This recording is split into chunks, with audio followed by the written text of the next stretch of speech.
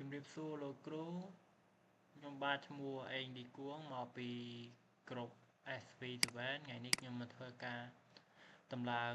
ASX ចូលទៅក្នុងជូបន្ទូអញ្ចឹងជាដំបូងខ្ញុំធ្វើការបើក Visual Box របស់យើង start ជូបន្ទូរបស់យើង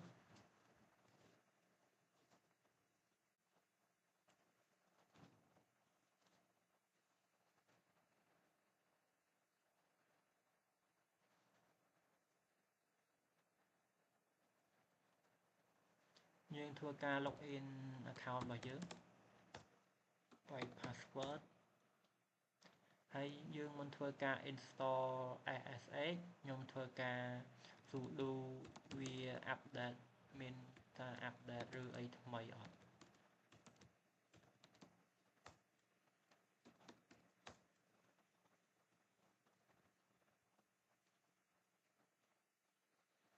ហើយបន្ទាប់មកខ្ញុំនឹងធ្វើការ install ASX ចូលនៅក្នុងជូបន្ទូរបស់យើង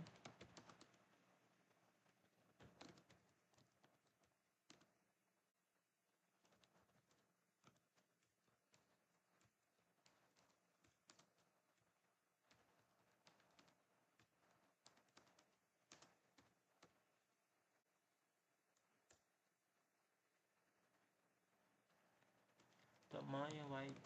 មិនក៏ comment បន្ទាប់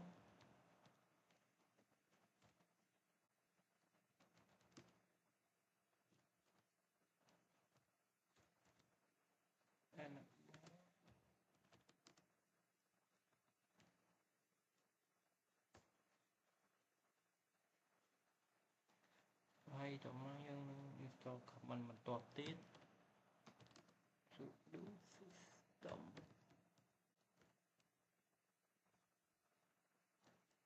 system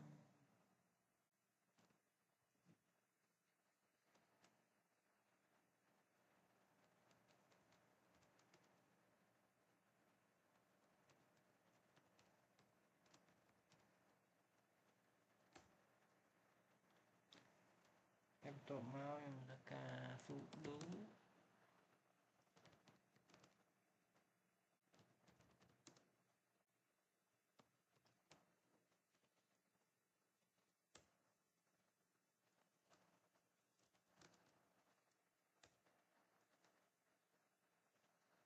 ខ្ញុំនឹងធ្វើការបើក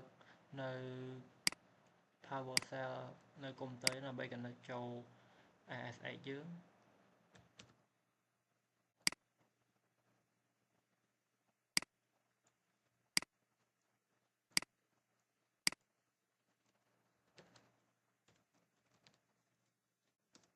វាយវាយ ID ចូល 192.120.1.10 នេះយើងនឹងធ្វើការបញ្ចូលនៅ inet នេះ 192.168.1.10 យើង enter មក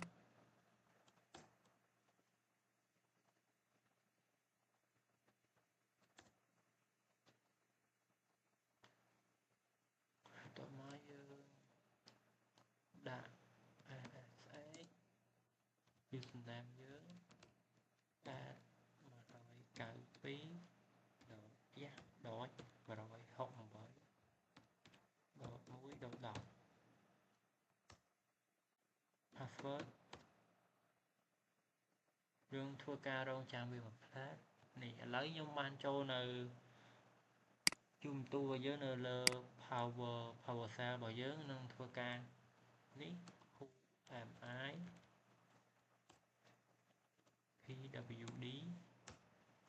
បាទនេះយើងបានធ្វើការចូលនៅ ASX យើងបានហើយអញ្ចឹងវីដេអូខ្ញុំមានតែប៉ុណ្ណឹងសូមអរគុណ